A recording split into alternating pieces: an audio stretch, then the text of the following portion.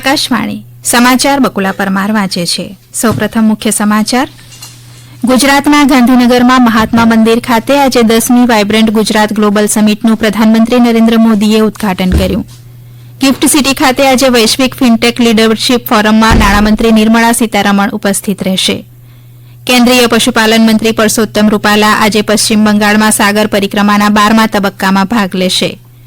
અમેરિકાના લશ્કરે દક્ષિણ લાલ સમુદ્રમાં યમનના હુથી બળવાખોરોના 18 ડ્રોનને તોડી પાડ્યાનો દાવો કર્યો. શાસ્ત્રીય ગાયક પદ્મભૂષણ એવોર્ડ વિજેતા ઉસ્તાદ રાશિદ ખાનનું નિધન અને મલેશિયા ઓપન બેડમિન્ટન સ્પર્ધામાં લક્ષ્ય સેન એચએસ પ્રણોય તથા સાત્વિક સાંઈરાજ રેન્કીરેડ્ડી અને ચિરાગ શેટ્ટીની મેન્સ ડબલ્સની જોડી રમશે. સમાચાર વિગતવાર. ગુજરાતના ગાંધીનગરના મહાત્મા મંદિર ખાતે આજે 10મી વાયબ્રન્ટ ગુજરાત ગ્લોબલ સમિટનો પ્રારંભ થયો છે. પ્રધાનમંત્રી નરેન્દ્ર મોદીએ 10મી વાયબ્રન્ટ ગુજરાત ગ્લોબલ સમિટનું ઉદઘાટન કર્યું હતું. આ પ્રસંગે સંબોધન કરતા શ્રી મોદીએ આ મુજબ જણાવ્યું હતું. साथियों, आप सभी वैश्विक परिस्थितियों से भली भांति परिचित।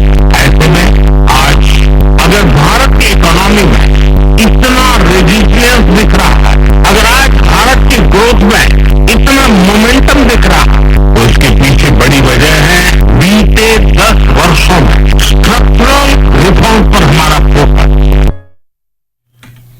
યુએઈના પ્રમુખ મોહમ્મદ બિન જાયેદ અલ નાહયાન, મોઝામ્બિકના પ્રમુખ ફિલિપ ન્યુસી અને તિમોરના પ્રમુખ લેસ્ટે જોસ રામોસ હોર્ટા, ચેક રિપબ્લિકના પ્રધાનમંત્રી પેટ્રુ ફિયાલા, કેન્દ્રીય મંત્રી પિયુષ ગોયલ સહિત અગ્રણી ઉદ્યોગપતિઓ અને વેપારી પ્રતિનિધિઓએ ઉદઘાટન સત્રમાં હાજરી આપી હતી. આ પ્રસંગે બોલતા ગુજરાતના મુખ્યમંત્રી ભૂપેન્દ્ર પટેલે જણાવ્યું હતું કે 2047 સુધીમાં વિકસિત ભારતના વિઝનને હાંસલ કરવામાં ગુજરાત વિકાસનું એન્જિન બનશે અને 10મી વાયબ્રન્ટ ગુજરાત ગ્લોબલ સમિટ અમૃતકાળ માટે રોડમેપ બનાવશે.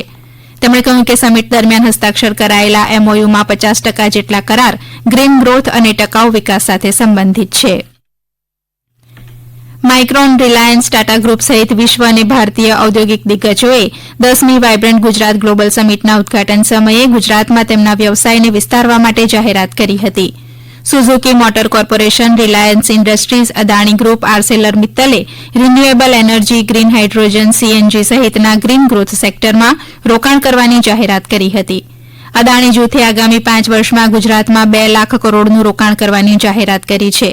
સુઝુકી મોટર્સ અને આર્સેલર મિત્તલે ગુજરાતમાં તેમની હાલની સુવિધા વિસ્તારવાની અને નવા પ્લાન્ટ સ્થાપવાની જાહેરાત કરી છે. રિલાયન્સ ઇન્ડસ્ટ્રીઝના મુકેશ અંબાણીએ ગુજરાતના હજીરા ખાતે ભારતની પ્રથમ કાર્બન ફાઇબર સુવિધા સ્થાપવાની જાહેરાત કરી હતી. માઇક્રોનના સીઈઓ સંજય મલ્હોત્રાએ જણાવ્યું હતું કે ગુજરાતમાં સેમિકન્ડક્ટર ઇકોસિસ્ટમ બનાવવામાં માઇક્રોન ભૂમિકા ભજવશે. ગિફ્ટ સિટી ખાતે આજે વૈશ્વિક ફિનટેક લીડરશીપ ફોરમ યોજાશે. કેન્દ્રીય નાણામંત્રી નિર્મળા સીતારમણ આ બેઠકમાં ઉપસ્થિત રહેશે. આ બેઠકમાં દેશ વિદેશના ઉદ્યોગ જગતના અગ્રણી ઉદ્યોગપતિઓ ભાગ લેશે. બેઠકમાં અર્થતંત્ર અને ઉદ્યોગો સામેના પડકારો, હરિત ઉર્જા સહિત વિવિધ મુદ્દે ચર્ચા વિચારણા કરાશે. આ સાથે નાણામંત્રી 2047 માટે ગુજરાત રોડમેપ ઉપર સેમિનારમાં પણ હાજરી આપશે. કેન્દ્રીય કાપડ મંત્રી પિયુષ ગોયલ વિવિધ સેમિનારોમાં ભાગ લેશે. આજે સાંજે તેઓ ઇન્ડિયા યુએઈ સમિટમાં પણ ભાગ લેશે. કેન્દ્રીય પશુપાલન અને ડેરી મંત્રી પરસોત્તમ રૂપાલા આજે અને આવતીકાલે પશ્ચિમ બંગાળમાં સાગર પરિક્રમાના 12મા તબક્કામાં ભાગ લેશે. આજે તેઓએ પૂર્વ મેદિનીપુરના દીઘામાં એક કાર્યક્રમમાં ભાગ લીધો હતો. તેઓ દક્ષિણ 24 પરગણા જિલ્લાના શંકરપુર, પેટુઘાટ, સુલતાનપુર અને ડાયમંડ હાર્બરની મુલાકાત લેશે. આવતીકાલે તેઓ દક્ષિણ 24 પરગણાના ગંગાસાગર જશે. કાર્યક્રમ દરમિયાન શ્રી રૂપાલા કિસાન ક્રેડિટ કાર્ડના લાભાર્થીઓ, માછીમારો અને યુવા માછીમારી સાહસિકો સહિત અન્ય હિસ્સેદારોનું સન્માન કરશે. શ્રી રૂપાલા કિસાન ક્રેડિટ કાર્ડ, પ્રધાનમંત્રી મત્સ્ય સંપદા યોજના સહિતની વિવિધ યોજનાઓના લાભ અને પહેલ અંગે માછીમારો સાથે વાત કરશે. સાગર પરિક્રમાના 12મા તબક્કામાં કેન્દ્ર અને રાજ્ય સરકારોના મત્સ્યોદ્યોગ વિભાગો, રાષ્ટ્રીય માછીમારી વિભાગ, ભારતીય તટરક્ષક દળ, ભારતીય મત્સ્ય સર્વેક્ષણ, માછીમાર સંગઠનો અને અન્ય અધિકારીઓ પણ ભાગ લેશે. ભારતીય જનતા પાર્ટીના રાષ્ટ્રીય અધ્યક્ષ જેપી નડ્ડા આજે ગુવાહાટીમાં રાજ્ય ભાજપની કાર્યકારી બેઠકમાં ભાગ લેશે. આ બેઠકમાં પ્રદેશ ભાજપ અધ્યક્ષ ભાવેશ કલિતા, મુખ્યમંત્રી હેમંત બિસ્વા શર્મા, કેન્દ્રીય મંત્રી સર્વાનંદ સોનોવાલ સહિત અન્ય વરિષ્ઠ નેતાઓ પણ ભાગ લેશે. ત્યારબાદ શ્રી નડ્ડા ગુવાહાટીના વાજપેયી ભવનમાં રાજ્યના વરિષ્ઠ પાર્ટી પદાધિકારીઓ સાથે બેઠક કરશે. ભૂતપૂર્વ રાષ્ટ્રપતિ રામનાથ કોવિંદે ફેક ન્યૂઝ, પેઇડ ન્યૂઝ અને ડીપફેક પર ચિંતા વ્યક્ત કરતા કહ્યું છે કે નવી ટેકનોલોજીના ઉદ્ભવના કારણે ઉદ્ભવતા પડકારોનો સામનો કરવા માટે તૈયાર રહેવું પડશે. નવી દિલ્હીમાં ઇન્ડિયન ઇન્સ્ટિટ્યૂટ ઓફ માસ કોમ્યુનિકેશનના 55મા દીક્ષાંત સમારોહને સંબોધતા શ્રી કોવિંદે કહ્યું કે ખોટી માહિતી સમાજ ઉપર પ્રતિકૂળ અસર કરે છે અને આ પડકારને ધ્યાનમાં લેવાની જરૂર છે. આ સંદર્ભમાં શ્રી કોવિંદે કહ્યું કે ઉભરતા પત્રકારની વિશ્વસનીય માહિતી પ્રદાન કરવાની મોટી જવાબદારી છે.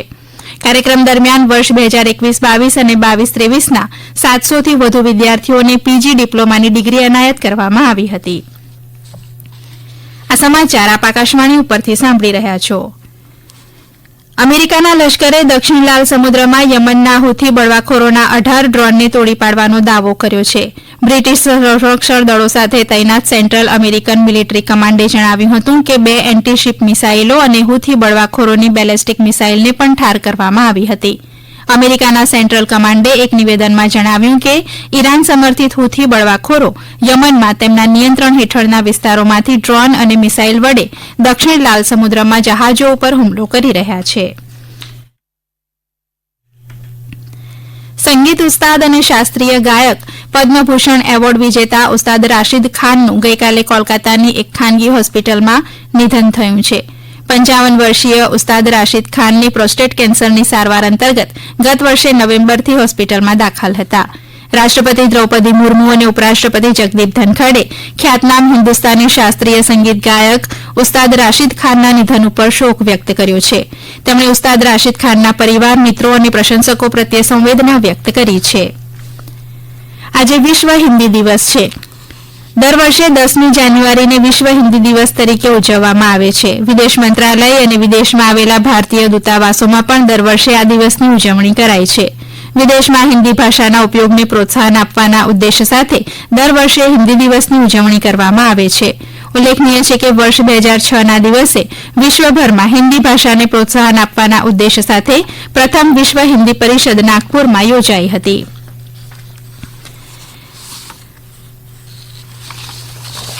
મલેશિયા ઓપન બેડમિન્ટન સ્પર્ધામાં આજે લક્ષ્ય સેન, એચ.એસ. પ્રણોય તથા સાત્વિક સાંઈરાજ રેન્કી અને ચિરાગ શેટ્ટીની મેન્સ ડબલ્સની જોડી સહિત અન્ય ભારતીય ખેલાડીઓ રમતમાં ઉતરશે.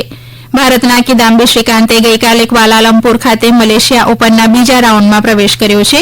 તેણે ઓપનિંગ રાઉન્ડમાં વિશ્વના 5મા ક્રમાંક ધરાવતા ઇન્ડોનેશિયાના જોનાટન ક્રિસ્ટીને હરાવ્યો હતો. શ્રીકાંત હવે પ્રી ક્વાર્ટર ફાઇનલમાં હોંગકોંગના એન્જી કા લોંગ એંગસ સામે ટકરાશે. મહિલા ડબલ્સની જોડી અશ્વિની પોનપ્પા અને તનિષા ક્રાસ્ટોએ પણ પ્રથમ રાઉન્ડમાં અમેરિકન જોડી ફ્રાન્સેસ્કા કોર્બેટ અને એલિસન લીને હરાવીને બીજા રાઉન્ડમાં પ્રવેશ કર્યો છે. રુદ્રાક્ષ પાટીલ અને મેહુલી ઘોષની જોડીએ ગઈકાલે જકાર્તામાં શૂટિંગ એશિયન ઓલિમ્પિક ક્વોલિફાયર્સમાં 10 metre air rifle mix team ઇવેન્ટમાં સુવર્ણચંદ્રક જીત્યો છે. રિધમ સાંગવાન અને અર્જુનસિંહ ચીમાએ રજતચંદ્રક પ્રાપ્ત કર્યો હતો. Junior mixed team air rifle કેટેગરીમાં ઈશા ટકસાલે અને ઉમા મહેશ મેદિનેની જોડીએ ચીનના ચુ જીકિંગ અને પેનબોવેનને હરાવીને સુવર્ણચંદ્રક જીત્યો હતો. અંતમાં મુખ્ય સમાચાર ફરી એકવાર. ગુજરાતના ગાંધીનગરમાં મહાત્મા મંદિર ખાતે આજે 10મી વાયબ્રન્ટ ગુજરાત ગ્લોબલ સમિટનું પ્રધાનમંત્રી નરેન્દ્ર મોદીએ ઉદઘાટન કર્યું. ગિફ્ટ સિટી ખાતે આજે વૈશ્વિક ફિનટેક લીડરશીપ ફોરમમાં નાણામંત્રી નિર્મળા સીતારમણ ઉપસ્થિત રહેશે. કેન્દ્રીય પશુપાલન મંત્રી પરસોત્તમ રૂપાલા આજે પશ્ચિમ બંગાળમાં સાગર પરિક્રમાના 12મા તબક્કામાં ભાગ લેશે. અમેરિકાના લશ્કરે દક્ષિણ લાલ સમુદ્રમાં યમનના હુથી બળવાખોરોના 18 ડ્રોનને તોડી પાડ્યાનો દાવો કર્યો. શાસ્ત્રીય ગાયક પદ્મભૂષણ એવોર્ડ વિજેતા ઉસ્તાદ રાશિદ ખાનનું નિધન અને મલેશિયા ઓપન બેડમિન્ટન સ્પર્ધામાં લક્ષ્ય સેન, એચ.એસ. પ્રણોય તથા સાત્વિક સાંઈરાજ રેન્કી અને ચિરાગ શેટ્ટીની મેન્સ ડબલ્સની જોડી રમશે. આકાશવાણી ઉપરથી સમાચાર પૂરા થયા.